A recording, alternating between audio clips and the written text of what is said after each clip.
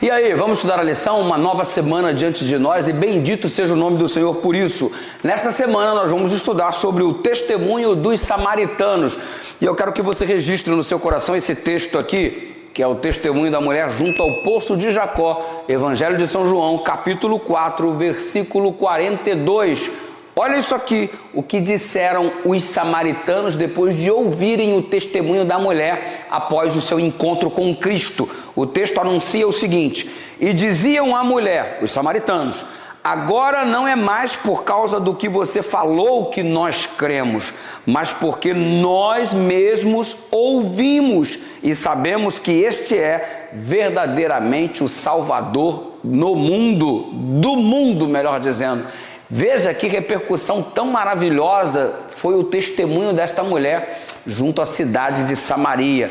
Deus a usou poderosamente, como deseja usar você também para testemunhar acerca do Cristo vivo que virá muito em breve nos buscar.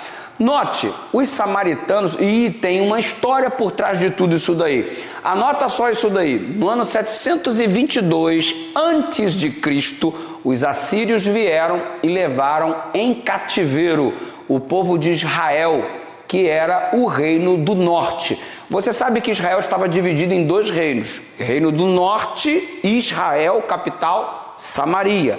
Reino do sul, Judá, capital, Jerusalém. Colocou isso aí nas suas anotações?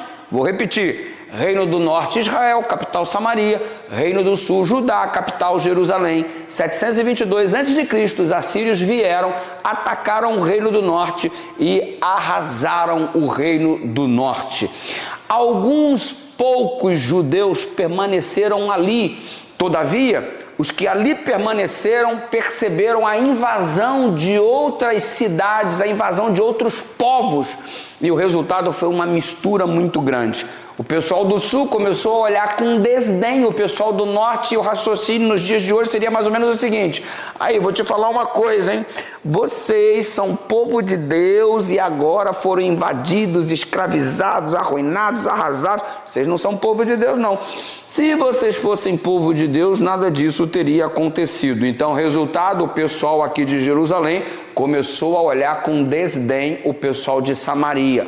Uma rixa a partir de 722 antes de Cristo começou a ser criada, e uma indisposição que perdurou até os dias de Cristo. Tanto é que judeus não falavam com samaritanos.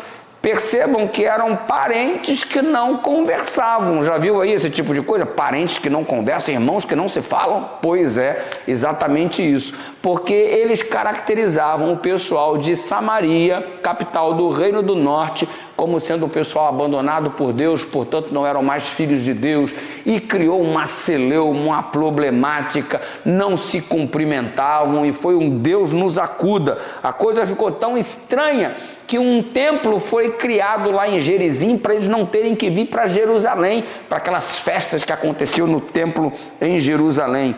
E resultado, toda esta dificuldade e preconceito estava se manifestando também nos dias de Cristo. Por isso que vai ser muito relevante você compreender essa história, que é o contexto do que acontece em diversos episódios envolvendo Cristo e os discípulos. Jesus está ali para salvar do pecado, para guiar no serviço, inclusive os samaritanos. Às vezes o nosso preconceito faz nos olhar com desdém para algumas pessoas, mas esse desdém não faz parte do plano de Deus e ainda da personalidade de Deus. Muito pelo contrário, aquele que vai até ele, de nenhum modo ele lança fora. Ele ama todos e ele morreu por todos, não foi só pelos judeus do Reino do Sul, foi também pelo pessoal do Reino do Norte, não foi só pelos brasileiros, como também de todas as nações.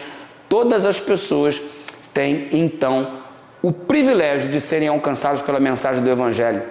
É por isso que o texto mais conhecido das Escrituras Sagradas diz assim: porque Deus amou o mundo, e não é o mundo judeu, é o mundo de verdade. Deus amou o mundo de tal maneira que deu seu Filho unigênito, para que todo aquele que nele crê não pereça, mas tenha a vida eterna. E é lindo ver os desprezados samaritanos agora confessando Jesus como Salvador. O amor de Deus vai além dos nossos preconceitos. Isso é fantástico. Ore comigo, Pai querido. Obrigado pelo teu amor que alcança todos em nome de Jesus.